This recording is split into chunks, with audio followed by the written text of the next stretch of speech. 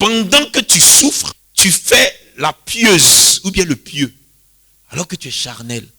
Aussitôt que Dieu te bénit, il te donne de l'argent, il te donne une maison, il te donne des voitures, il te donne des terrains, tu redeviens l'être charnel qui s'était déguisé pour devenir quelqu'un qui est pieux.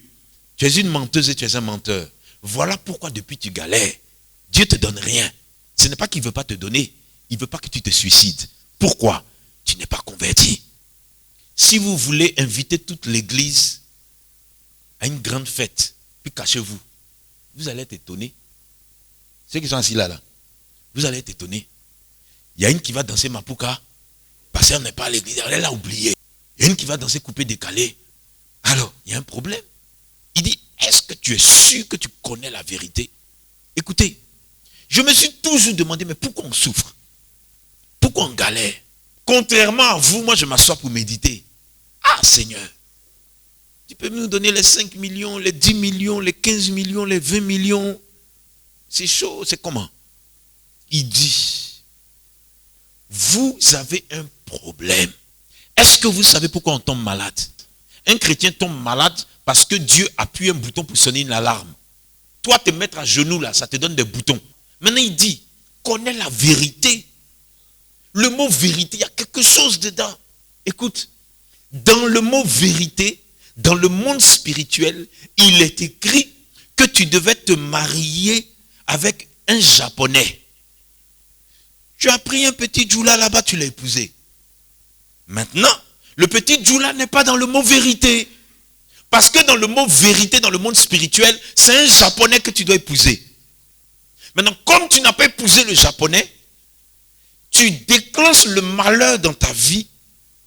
Et au lieu de t'humilier pour aller comprendre qu'est-ce qui s'est passé, et puis tu vis ça avec ton petit djoula, tu es dedans, et puis tu souffres dedans, tu pries pas, tu t'humilies pas, tu n'as aucune direction, et puis tu es dedans.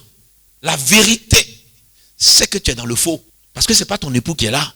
Le Saint-Esprit te dit, quand tu es né, tu étais habile pour démonter les appareils radio, la télévision. Tu avais la technique en toi. C'est-à-dire que tu étais un bricoleur. Donc, toi, tu devais devenir scientifique. C'était mon cas.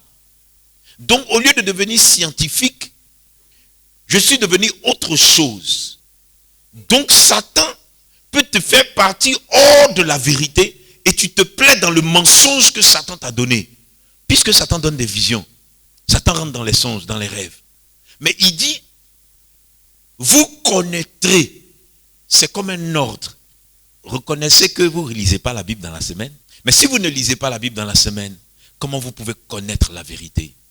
Rien ne vous sera montré en songe parce que vous n'êtes pas en contact avec la parole de Dieu, avec l'invisible. Vous ne lisez pas. Moi, je suis parti lire la nuit. Il dit, regarde, je vais te montrer 2 hommes de Dieu qui fonctionnaient avec le jeûne, l'humilité et puis la prière. Ils méditaient, ils priaient. Donc, la vision venait. Quand la vision venait, je leur donnais des messages sur ce dont ils ont besoin. Quand il dit, vous connaîtrez la vérité, et puis il met une virgule, il dit maintenant, et c'est la vérité que vous allez connaître là. C'est elle qui va vous affranchir. Quand on parle d'affranchissement, ça veut dire que tu es esclave de quelque chose, tu es dans une cage. Or, la vérité ne peut venir t'affranchir que si ta mentalité a été dérangée, bouleversée par un mensonge qui te bloque. Tu choisis un homme parce qu'il a l'argent. Quand tu le choisis parce qu'il a l'argent et non parce que le surnaturel de Dieu, le Saint-Esprit t'a dit que c'est ton homme, quand tu vas vers lui, tu es venu à cause de l'argent. Donc tu n'es plus dans la vérité. Quand tu es dans le mensonge, le résultat du mensonge se déclenche, il ne faut plus que tu commences à pleurer, à gémir. Pourquoi? Parce que tu es dans le résultat et l'épisode, le film de ton mensonge. Quand tu réussis à te détacher de ça et que tu reviens à Dieu, il t'introduit maintenant dans la vérité de ce que tu devais devenir, de où tu devais être, et il te donne maintenant un homme selon son cœur qui a la crainte de Dieu. Maintenant, c'est ensemble que vous allez faire le processus pour aller chercher l'argent que tu aimes là. Vous voyez la différence? Quand tu veux un monsieur qui a l'argent, C'est l'argent tu veux. Monsieur qui a l'argent, il y en a beaucoup. Mais à tous ces modèles. Il y a monsieur qui a l'argent, il est prostitué. Monsieur qui a l'argent est fidèle. Monsieur qui a l'argent, il te boxe tous les jours. Monsieur qui a l'argent, il est impoli. Monsieur qui a l'argent, il est amer.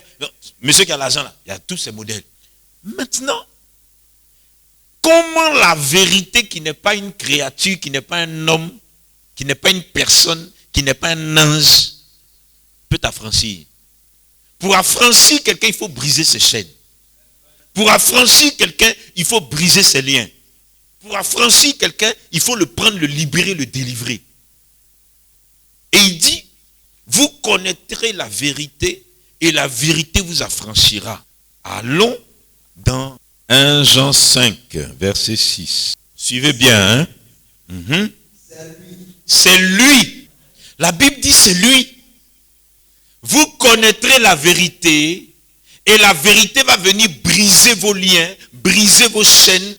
La vérité va enlever le voile sur vos yeux. Maintenant, il dit, 1 Jean 5, verset 6, c'est lui. La vérité là, c'est lui. Jésus-Christ, virgule. C'est lui. C'est lui qui est la vérité. Jésus-Christ rencontrait des gens qui pêchaient des poissons. Jésus-Christ rencontrait des gens qui travaillaient aux impôts. Quand Jésus-Christ rencontre quelqu'un, il dit, la manière dont tu pêches les poissons, ce n'est pas comme ça. Jette le filet à droite, je vais te montrer une autre manière de pêcher les poissons. Amen. Jésus-Christ leur montrait comment faire et puis ça marchait. Il dit, la vérité dont tu as besoin là, c'est lui. Le problème, est-ce que tu as analysé tout le contour, la profondeur, la hauteur, la largeur et la longueur de la vérité? Parce que c'est lui. C'est Jésus-Christ. Il est venu avec l'eau. Il est venu avec le sang. Quand il est venu avec l'eau, c'est pour te laver, pour te purifier. Le problème, c'est que tu refuses de te laver. Écoutez, est-ce que vous savez ce qui est dangereux dans la malédiction des prostituées? Comment une femme peut coucher avec un homme à 8 heures? Il s'en va par une porte, il y a un autre qui rentre, et puis elle couche avec l'autre à 8h15 sans se laver. Elle s'en va voir un autre quelque part. Elle couche avec lui à 11 heures. Elle ne s'est pas lavée. Hein? Elle est en train d'empoisonner des gens et puis elle est en train de s'empoisonner elle-même. Regardez la hauteur et la profondeur de la saleté, de la bêtise et de l'œuvre démoniaque. La Bible dit c'est lui, Jésus-Christ, qui est venu avec l'eau. L'eau. Quand je me lève le matin que je veux prier, je lave mon visage avec de l'eau. Je prends ma brosse à dents, je rince. Je mets la pâte dentifrice, je brosse mes dents. Je rince avec quoi? L'eau. L'eau. Quand je finis de prier, je viens dans la salle de bain, je me lave. Avec quoi? L'eau. Le savon lui-même, il est sec. Tant que tu ne mets pas dans l'eau, il ne fonctionne pas. Donc il faut l'eau. Christ est venu avec l'eau. Il dit, je suis la source d'eau vive. Le problème, tout ce que tu veux faire là, tu cherches la réussite. L'eau te dit ce matin qu'il faut que tu te purifies maintenant. Sinon, ça veut dire que tu n'es pas dans la vérité. Regarde, s'il vous plaît, ce que tu es en train de faire là, ça ne marche pas parce que tu n'es pas dans la vérité, tu ne t'es pas encore lavé. Lave-toi, purifie-toi, sanctifie-toi. C'est personnel, le prophète Steve ne peut pas agir là. Donc il faut absolument que tu rentres dans la vérité. Amen. Maintenant, il dit, il est venu avec l'eau et il est venu avec le sang. Le sang est versé pour la rémission des péchés. Donc, connais la vérité va t'affranchir. Pour t'affranchir, il faut te racheter et il faut t'enlever dans le crime qui a été commis. Il faut t'enlever dans le péché qui a été commis. Et pour ça, il te faut le sang. Donc, quand tu commences à te sanctifier, quand tu commences à te purifier, tu es dans le cas de Daniel. Daniel a fait quoi? Il s'est humilié. Si tu t'humilies, au lieu d'être standardiste, tu vas devenir assistant de direction. Si tu t'humilies, comme Daniel a fait, c'est quand tu t'humilies devant l'Éternel, tu cherches sa face, que tu trouves l'élévation. L'élévation ne vient pas au hasard. Maintenant, une fois que tu te sanctifies, tu te purifies, parce que tu cherches l'élévation dans ce que tu fais et dans ce que tu recherches, il dit, prends le sang. Mais là, c'est grave parce que c'est sacré.